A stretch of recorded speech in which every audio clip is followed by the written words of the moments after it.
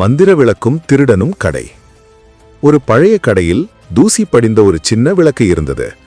அதை ஒரு திருடன் திருடி கொண்டு வந்தான். வீட்டில் துடைத்தபோது புகை வந்தது. ஒரு பெரிய ஜீனி வெளியே வந்தது. "உன்னுடைய 3 ஆசைகளை கேள்" என்றது ஜீனி. திருடன் முதலில் பணக்குவியல் கேட்டான். கிடைத்தது.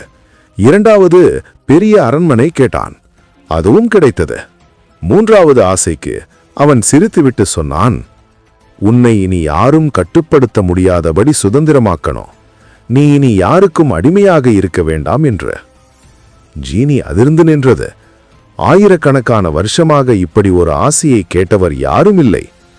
அது கண்ணீருடன் திருடனை கட்டி அணைத்துக் கொண்டது. "நீ திருடன் இல்ல, உண்மையான மனிதன்" என்று சொல்லி அவனுக்கு ஒரு சின்ன மந்திர நாணயத்தை கொடுத்தது. அந்த நாணயத்தை யார் நல்ல காரியத்திற்காக செலவு செய்தாலோ அது 10 மடங்காக திரும்பி வரும். திருடன் அன்றிலிருந்து திருடுவதை நிறுத்தி ஏழைகளுக்கு உதவ ஆரம்பித்தான். ஊரே அவனை மந்திர நாணயக்காரன் என்று அன்போடு அழைத்தது.